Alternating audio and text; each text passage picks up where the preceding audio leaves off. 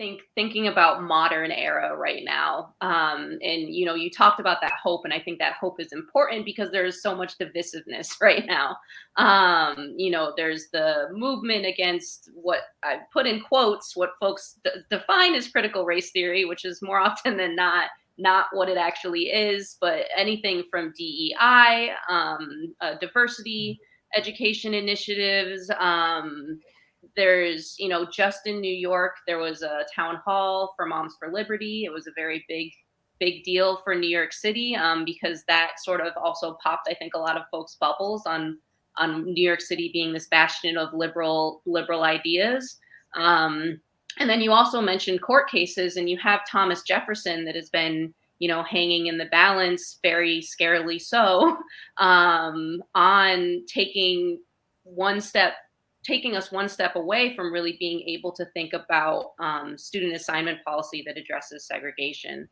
All that's to say, how can we defy and sort of hold these current groups accountable? Because you talk about accountability in that book, in your book, for things that have sort of happened in the past, and having like banks and different things. How can we hold these current groups that we know are going to go down in the history books as creating divisiveness and being wrong? How can we hold them accountable now? And I will pass it to Richard for this one.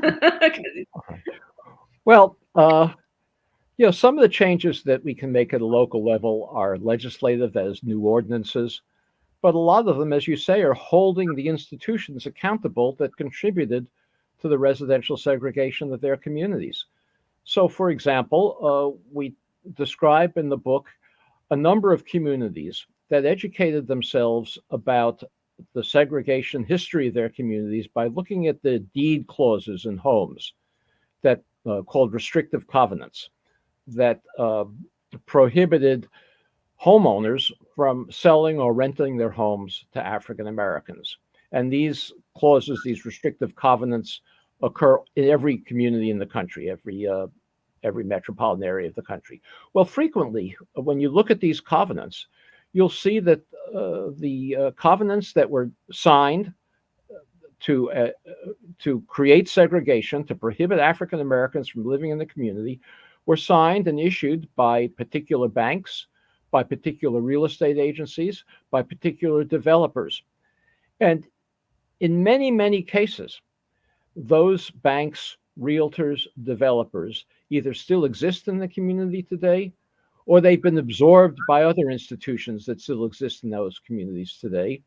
And what we write in Just Action is when those kinds of absorptions take place, the acquiring institution not only inherits the financial liabilities of the bank or the real estate agency or the developer that it's absorbed, but it inherits the moral and constitutional obligations as well.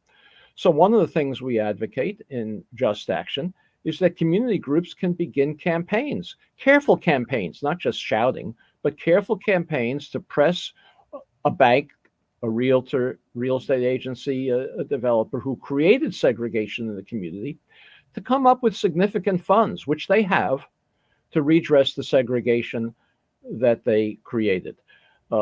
Creating a DEI office inside the bank does not create a housing opportunity for anybody, but the banks can redress the segregation they created with significant financial contributions. And that will only happen with a really careful, step-by-step campaign that skilled community organizers know how to create. I'll just give you one example. In the book, as you know, Just Action, we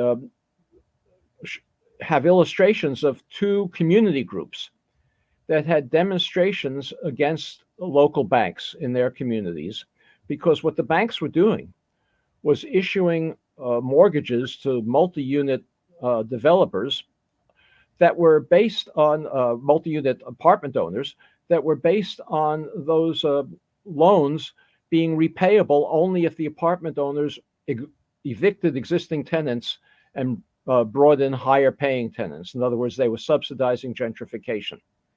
And the demonstrations were designed to force those banks to stop issuing those kinds of mortgages that were based on a promise by the borrower to evict existing tenants.